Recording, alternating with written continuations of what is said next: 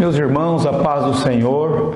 Aqui quem vos fala é o pastor Antônio Carlos, superintendente aqui do campo de Santa Bárbara do Oeste, Assembleia de Deus Madureira, na direção do nosso pastor Daniel Malafaia. Eu estou aqui para gravar a lição de número 3 da nossa lição da editora Betel, cujo tema desse trimestre é Movimento Pentecostal. A chama do Espírito continua a incendiar o mundo. Então eu estou aqui para estar ministrando essa aula de número 3 com vocês, mas antes de mais nada, quero orar com você que está me ouvindo neste momento.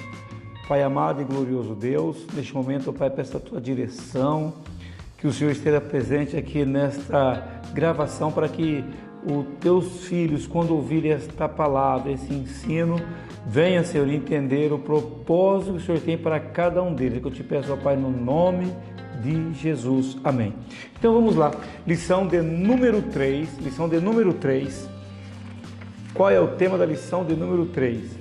A reforma protestante, o reavivamento da fé e o retorno às Escrituras. O comentarista dessa revista é o nosso bispo Ides, não é? Bispo José do Carmo. É bem interessante você conhecer os nossos comentaristas. Aqui é um dos nossos bispos da nossa convenção do Ministério de Madureira. Então vamos lá. Nós temos aqui o texto de referência que está em Romanos, o capítulo 1, versículo 16, 17, 18 e 19. É o pano de fundo para a nossa lição. Então nós vamos aqui, eu quero entrar direto com vocês. Nós temos um texto áureo que diz assim: porque nele se descobre a justiça de Deus, de fé em fé, como está escrito, mas o justo viverá da fé. E nós temos em Romanos 1 e 17. Verdade aplicada. Como discípulo de Cristo, devemos ansiar pelo receber mais do Senhor e aprender mais das Escrituras. Tá bom, meus irmãos? Então vamos lá. Temos alguns objetivos da lição, mas cada lição nós temos 3 tópicos. O primeiro tópico, os precursores da reforma. Segundo tópico, os reformadores. O terceiro tópico, as implicações da reforma. Então vamos lá, deixa eu dar aqui a minha introdução para que você entenda o objetivo da nossa lição. Você precisa entender que, para falar da reforma, eu preciso entender o porquê da reforma. Entendemos que teve a era patrística, né? Onde os pais da igreja, a igreja vivia, a igreja era a igreja pura, né? Até o 3º século, após Constantino fazer o casamento da igreja e o Estado. Constantino agora imperador e também agora como se fosse o líder da igreja, ordenava os papas, e ele que fez com que a religião fosse universal. Tal é o nome católico. O nome católico vem de que é universal, fazer com que essa religião fosse expandida por todo o mundo. Com isso, a igreja teve toda essa mistura, mas para você entender o seguinte, que o fogo do Espírito Santo estava aceso desde lá de Cristo. Quando chega no dia de Pentecostes, a chama se acendeu. Então nunca mais se apagou. Por mais que houve toda a mistura, mas sempre dentro do povo de Deus, sempre teve aquele que teve a chama. Mas veio as coisas deste mundo e encobriu ali virando brasa, mas a chama estava lá embaixo das cinzas. A chama nunca apagou do Espírito. Há quem pense que o Espírito Santo, o movimento do Espírito Santo acabou e teve agora, não, sempre esteve aceso, desde lá da era patrística. Aí a igreja veio misturando. Quando começou isso? Quando o Papa Lúcio inventou o tal das indulgências, lá para o ano 1180, não é? O Papa Lúcio inventou um tal das indulgências, cobrar das pessoas até um lugar no céu.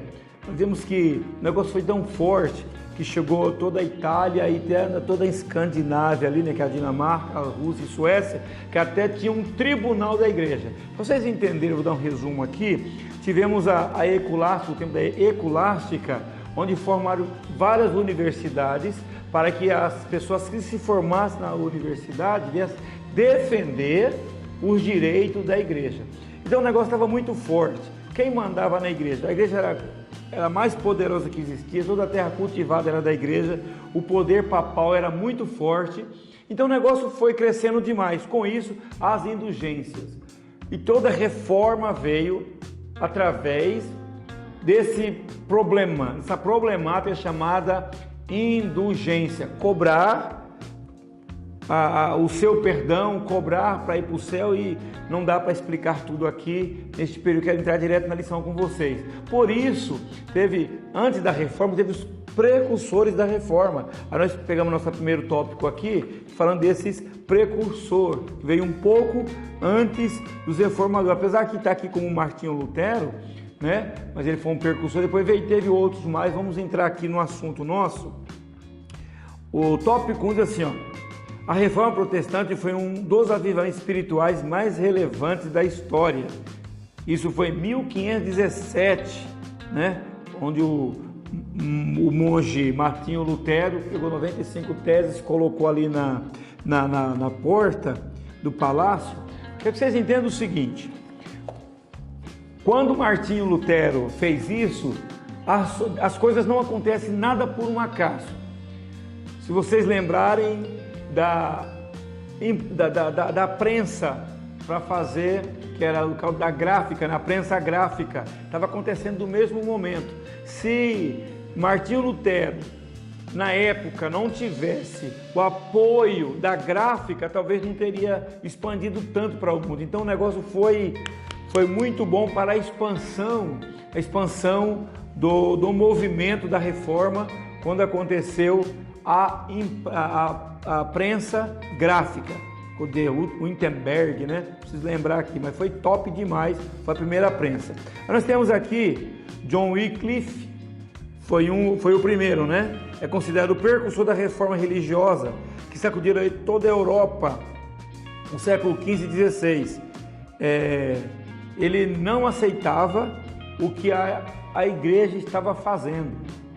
Então ele foi um dos precursores, começou a acender ali a chama. Quando você começa a ver isso, e o nosso tema aqui é o reavivamento da fé, o retorno das escrituras, antes de haver, porque tem que ver o retorno às escrituras, porque tinha muito cavaco, muita cinza que colocaram em cima da brasa. Aí quando vem o retorno às escrituras, que era proibido, as missas eram em latim, ninguém tinha acesso à Bíblia, então era fácil engolir muita coisa. Mas quando a Bíblia foi o retorno para vir as escrituras, as pessoas começam a ler as escrituras, automaticamente vai tirando as cinzas, vai tirando os cavacos e enxerga-se a brasa. Entendemos que essa brasa aqui no Brasil começou em 1905, 1910. Essa chama se acendeu aqui no Brasil através do reavivamento, através do vento soprando, tirando, e foi tudo através do retorno às Escrituras. Se não tivesse o retorno às Escrituras, talvez nós não teríamos tanta clareza dessa brasa acesa do Espírito Santo. Então vamos lá, tivemos o outro aí, John Hus. Este precursor da reforma era um grande gigante da fé, né? Com sua total confiança nas escrituras, Hus manifestou sua discordância com os sacerdotes. Hus conhecia as escrituras e via que a igreja tinha tomado um caminho totalmente diferente. Mas infelizmente, sabe o que fizeram com ele? Queimaram ele. Eu quero dar uma lição bem rápida aqui, tá bom? Não vou parar em cada ponto para que você veja só os objetivos da nossa lição. Acabaram queimando John Hus no fogo, e quer dizer que atearam o fogo à lenha, enquanto as chamas cresciam, Hus cantava em alta voz: Cristo, Filho do Deus vivo, tem misericórdia de nós. Aí tivemos aquele bem conhecido, né, que Girolamo o Savonarola, não é isso? Todo mundo, a maioria dos estudiosos conhece ele, toda a parte da Itália, ele foi um dos pré-reformadores, que bateu pesado ali, considera imoral e não condizente com a fé cristã. Ele passou a dedicar a sua defesa às práticas que ele acreditava ser única a via de salvação das almas. Ele denunciou os desmandos e as orgias promovidas pelo clero desviado. Foi excomungado da igreja, né, que é o excluído hoje, né, foi enforcado e teve também o fogo queimado, porque infelizmente tinha um tribunal para julgar os chamados hereges. Todos aqueles que não aceitavam o que a Igreja Católica fazia era considerado um herege. No tópico 2, nós temos aqui agora os reformadores. Aqui nós vamos falar de 3, lógico que teve grandes homens reformando, mas nós vamos falar aqui de Martinho Lutero, de Ulrico Zwinglio, né? E de João Calvino, que todos conhecem. Interessante dizer que nenhum desses homens aqui, eles eram de origem pentecostal, não, tá? Mas através deles que fizeram esse movimento todinho aqui, fez com que a Escritura chegasse até nós. Muitas pessoas foram instrumentos nas mãos de Deus durante as quais se destacam, né? Martinho Lutero, Zwinglio e Calvino. Martinho Lutero pega ali 95 teses, né? E prega na Catedral de Wittenberg, começando aí a Reforma Protestante. Martinho Lutero, ele foi um grande reformador, foi o que bateu primeiro de testa ali, ele foi aquele que deu a cara a tapa. Às vezes hoje, infelizmente, muitos não têm coragem, né? Fazer o que Martinho Lutero teve coragem de fazer. Que a gente olhando o que está acontecendo hoje no meio chamado gospel, precisa de um Martinho Lutero doido aí para bater de frente. Aí nós temos aí o Zwinglio, teólogo suíço, principal líder da Reforma Protestante na Suíça. Tinha alguns pontos em comum com Lutero, refutava a autoridade do Papa, não aceitava que o Papa ele era o Supremo, mas sim as Escrituras. E vamos aí João Calvino, né? João Calvino, que foi um grande homem que fez os estudos sistemáticos, falando de Cristo, do Espírito Santo. Foi através dele que aprendemos o estudo da doutrina sistemática. Um grande reformador. Temos a doutrina calvinista, né? E temos a doutrina de Armínio, de Jacó Armínio. Na realidade, os assembleianos pentecostais são da linhagem não de Calvino, mas da linhagem de Jacó Armínio. Portanto, nós somos arminianos. Aí no tópico 3, as implicações da reforma. A Reforma Protestante aconteceu em uma conjuntura de grandes mudanças sociais, políticas e culturais e econômicas na Europa, e influenciando nos estados modernos. Depois dela surgiram novas denominações cristãs. Então vamos lá. Chegando aqui no tópico 3 da nossa lição, a gente vê aqui e entendemos que muitas pessoas marcaram a história.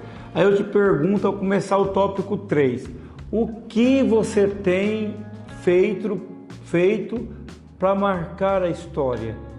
Nós vimos aqui que Martinho Lutero, Zwinglio e João Calvino, que foram os reformadores principais, talvez nem esperava que isso fosse dar tanta repercussão para nós em nossos dias, né? O Espírito Santo na vida de Lutero, 3.1. Lutero, ele não tinha assim que o Espírito Santo era um barulho simplesmente.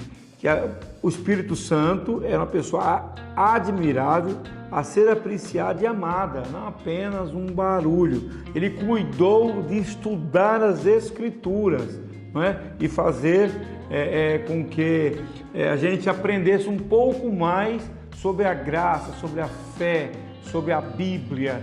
E Lutero foi fundo nisso, né? O Espírito Santo na vida do Lutero que impulsionou ele a fazer isso. Tanto é que no 3.2, a gente vê que Lutero não aceitava as práticas e a posição do clero. Quem que fez isso, não aceitar? O Espírito Santo. O Espírito Santo estava impulsionando a Lutero a não aceitar aquelas práticas e mostrando um caminho para ele procurar ler as Escrituras. Leu e gostou, e começou a fazer com que a Bíblia chegasse até nós. Aí chegando no 3.3 para dar o término nessa lição aqui, quando ele coloca as 95 teses ali na Europa, né, que ele colocou lá no castelo alemão de Wittenberg, em 1517, jamais Lutero imaginava que ia dar tanta repercussão. A Europa inteira foi tomada. Na realidade, tinha muitas pessoas que não aceitavam, mas estavam quietas.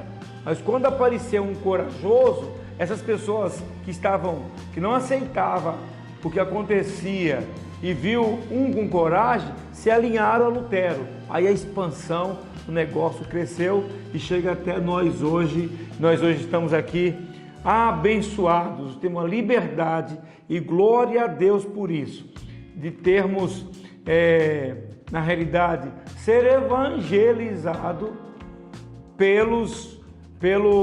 na realidade, pela Igreja Católica, que trouxe aí os jesuítas e fez com que fosse um país cristão, que é o nosso Brasil. Porque na época da Reforma Protestante também estava um movimento muito forte, que era o movimento islâmico, né? Quem estuda a história da igreja vai saber que eles queriam tomar o mundo, mas por sorte Magno, o martelo, não deixou que chegasse aqui na parte ocidental, e onde que nós somos um país cristão, temos a liberdade, temos o Espírito Santo, temos tudo em nossa mão. Então a maioria dos evangélicos hoje são oriundos do catolicismo romano e hoje tiveram a liberdade de ter uma Bíblia, ter livros, seminários teológicos. Então convido a você a não perder nenhuma lição aos domingos de manhã em sua congregação.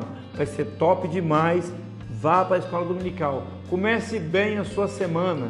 Comece na escola bíblica dominical. Até mais, até a próxima.